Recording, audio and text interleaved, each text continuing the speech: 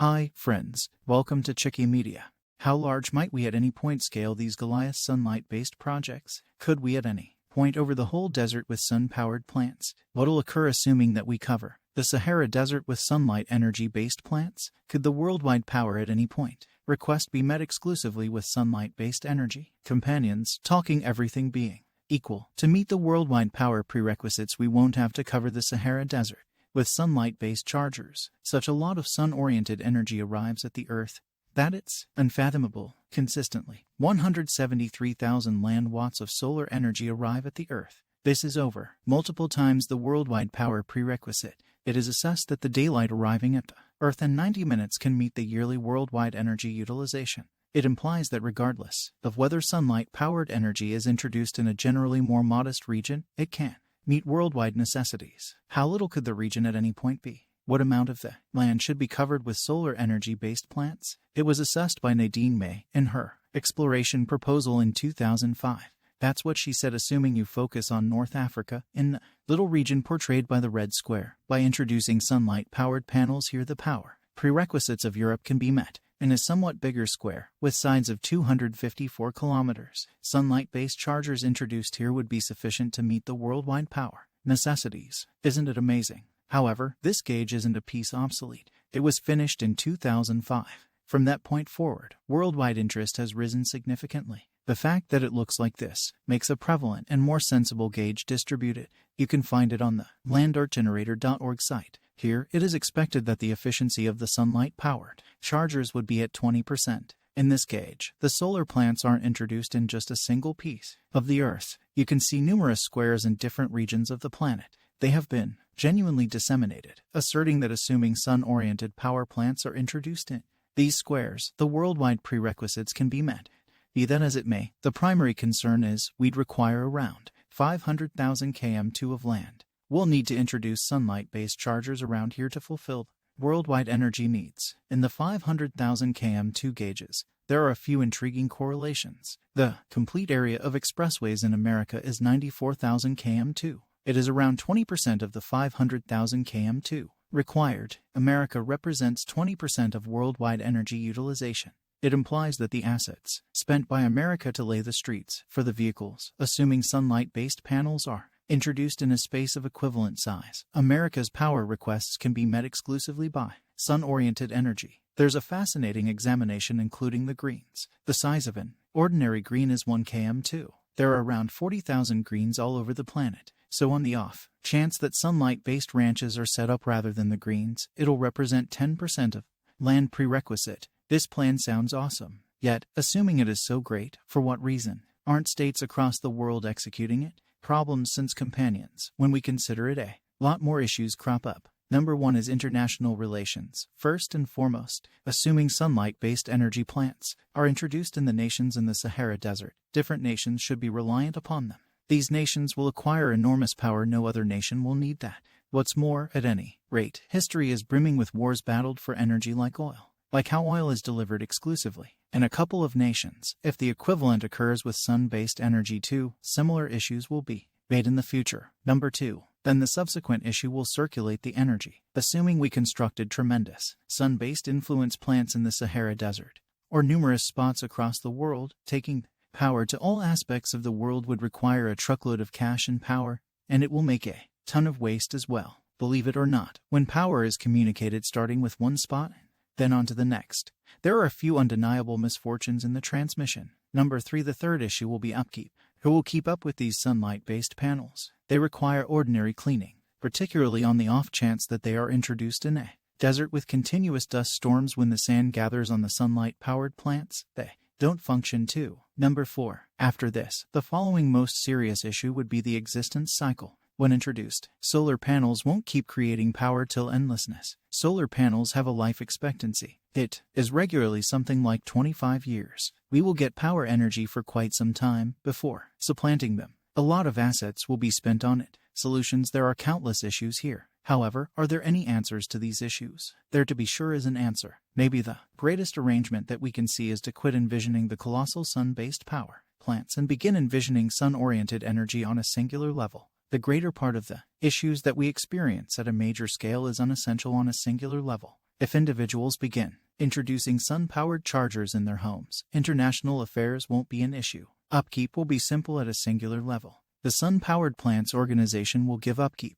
Energy circulation won't be an issue, since individuals will involve the power in their homes first, and afterwards contemplate upsetting the excess. What's more, as far as the expense, it will benefit everybody. Today, there could be no less expensive option than housetop sun-powered. Power, companions, and individual nearby solar energy groups are of two kinds: on-framework and off-framework. On-framework implies on-grid that you introduce at your home and will be associated with the network of grid stations. There you will get the office of net metering. Importance: during the day, the power delivered by your sunlight-based panels will first power your house, and assuming that there is any excess, it will be communicated to the lattice, so it very well may be utilized by others. What's more, around evening time, when these panels don't create power, you utilize the power from the power station. You should pay for the power that you use from the network, and you will get compensated for the power that you communicated to the matrix. The net of the two will be your power bill. This is known as net metering. The subsequent choice is the off-grid station.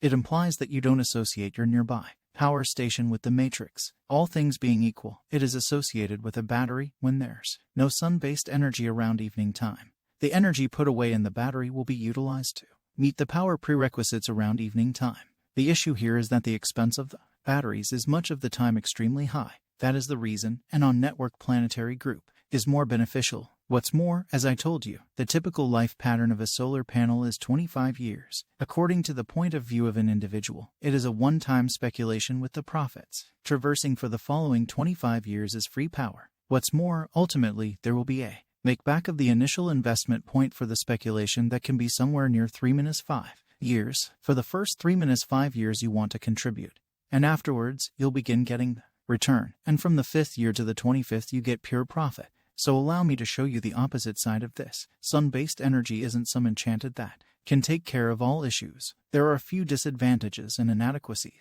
The disadvantages aren't the ones that you're likely contemplating.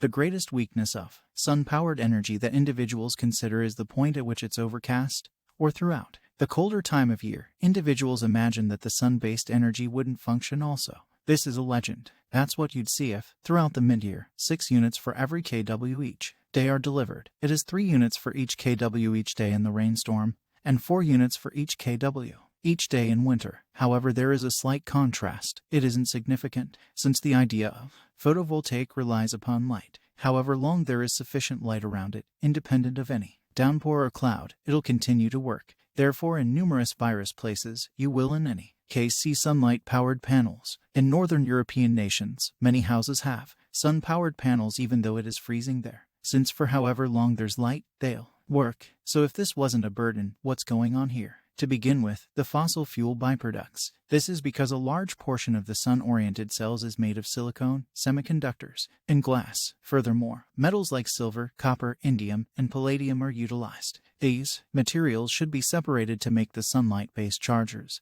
This has a gigantic natural expense. Gathering silicone and glass isn't dangerous. They are found all over and are non-harmful. In any case, the metals that I referenced, silver, copper, and different metals, should be mined. Furthermore, mining prompts dirt, water, and air contamination. The ozone-harming substance outflows are expanded. Furthermore, the whole cycle of fabricating sun-powered panels in the plants produces its arrangement of fossil fuel byproducts. You want to think about assuming we contrast this in the petroleum products like coal, gas, and oil. Contrasted with them, utilizing sun-powered energy is better. Yet, the fact of the matter is that it isn't so much that the sun-oriented energy affects the climate. It is assessed that the carbon result of sunlight-based energy in sun-powered panels is multiple times lower than that of coal. The second greatest weakness is the existing pattern of solar panels. What happens when the existing pattern of sun-oriented energy runs out? You'd consider supplanting them. Yet, what befalls the more seasoned sun-powered panel? Might that at any point be reused?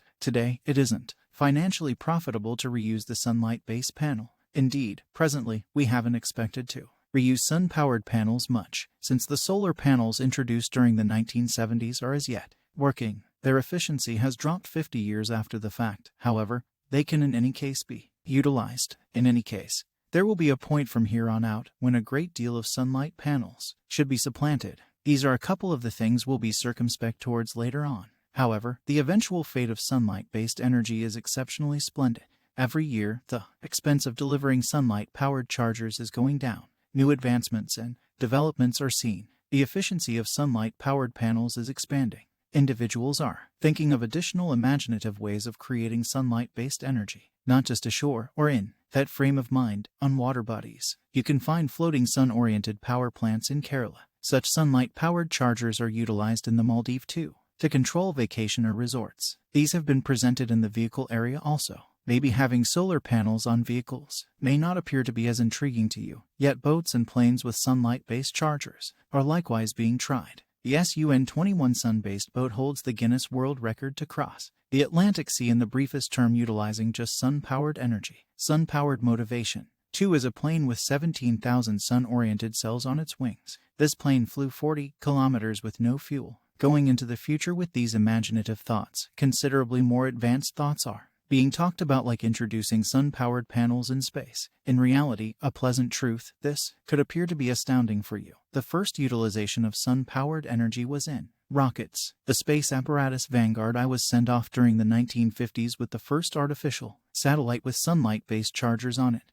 This satellite is still in the circle. Today, more than 50 English innovation associations, for example, Airbus and UK Space Energy Drive, have met up to team up and make a sun-oriented power plant in space. They intend to make a circling power plant like how different satellites circle the Earth. They mean to set up countless sunlight-based panels that the sun-oriented energy created can be radiated down on Earth to be utilized. They will attempt to utilize microwaves to radiate the energy to Earth to be utilized here. A few issues that exist on the planet, like evening precipitation, mists, and dust, don't exist in space. So it is assessed that the solar panels that are introduced in space will deliver multiple times the energy that they can on the planet. They intend to make it a reality by 2035. In any case, the truth will come out at some point the way that conceivable it very well may be.